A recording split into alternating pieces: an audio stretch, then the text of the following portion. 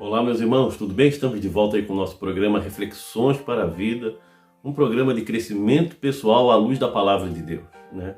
A ideia é nós nos reunirmos e aprendermos um pouco mais das Escrituras, meditando nela. E a gente está estudando agora o livro de João, o Evangelho de João. E hoje a gente se encontra no capítulo 8. E eu quero conversar com os irmãos hoje sobre o cuidado que a gente deve ter com os acusadores. Pessoas que apontam o nosso erro, pessoas que apontam o erro das pessoas, não conseguem ter uma conversa a não ser olhando o defeito, ou falando só o defeito das outras pessoas, ou o pecado que estão cometendo. Vamos ter cuidado com gente assim. Mas para entender o que eu quero falar, vamos lidar com essa situação aqui na palavra, onde Jesus teve que resolver um problema assim. E olha só como ele resolveu isso. Aqui o que é que aconteceu? Foi levada a Jesus uma mulher que tinha sido pego em adultério. E segundo aquela lei, uma pessoa que era pega em adultério, ela tinha que ser morta apedrejada, né? Mas a lei romana proibia os judeus de usar a pena capital. Se Jesus acusasse ela de ser morta, né, que era o que a lei pedia, ele ia ser condenado pela lei romana. Então era uma pegadinha ali para tentar condenar Jesus. Mas isso eu vou falar amanhã sobre essa pegadinha. O que eu quero que a gente pense hoje é a respeito do que como ele respondeu isso e como lidar com os acusadores. Vamos comigo lá? Abra sua Bíblia em João capítulo 8, versículo 7, que diz o seguinte. João capítulo 8, versículo 7. Como eles continuaram a fazer a mesma pergunta, Jesus endireitou o corpo e disse a eles: quem de vocês estiver sem pecado, que seja o primeiro a atirar uma pedra nessa mulher. Aquele que não tiver pecado, que atire a primeira pedra. Ou seja, todos nós temos pecado se formos olhar bem de perto. Então, o que isso a gente pode aprender com respeito aos acusadores? Às vezes a gente fica olhando sempre os que nos acusam. Mas o que eu quero falar hoje é para a gente não ser esses acusadores. Esse que é o problema. Que às vezes por falta de conversa, falta de assunto, o assunto é a outra pessoa, é comentar o que o outro fez de errado. Cuidado, porque todos nós temos defeitos, todos nós temos problemas, todos nós cometemos pecados. Alguns mais, outros menos, mas a misericórdia do Senhor é que nos sustenta. Então toma cuidado de não ser um juiz, de estar apontando apenas o defeito da outra pessoa. Irmãos, quando a gente se liberta disso, quando a gente vive a vida que Deus nos deu, quando a gente se alegra com as coisas que nós temos, aquilo que adquirimos, aquilo que conseguimos, nós encontramos a paz. Agora, quando a gente continua olhando para os outros e ficar apontando os defeitos dos outros, uma coisa eu tenho certeza, a gente também se sente ameaçado. Porque quem fica olhando o defeito sabe que também volta.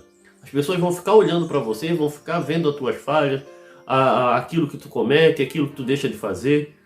Agora, se tu está em paz e tu não fica acusando ninguém de nada, você também vai deixar de se importar tanto com os olhares acusadores dos outros. Você vai viver em paz. Então começa em nosso coração. Se você está em paz com Deus e você para de olhar as lutas, o defeito, vamos dizer assim, de outra pessoa, ou o pecado de alguém, e foca nas virtudes, naquilo que a pessoa tem de bom, você vai ser uma pessoa diferente.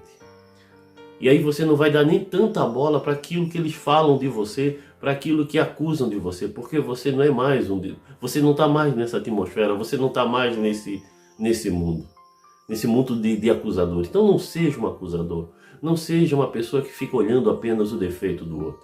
Vive em paz e não dê bola para aqueles que ficam tentando o tempo todo tá apontando o teu defeito. Se tu tens um defeito, paciência, vai lutar contra aquilo.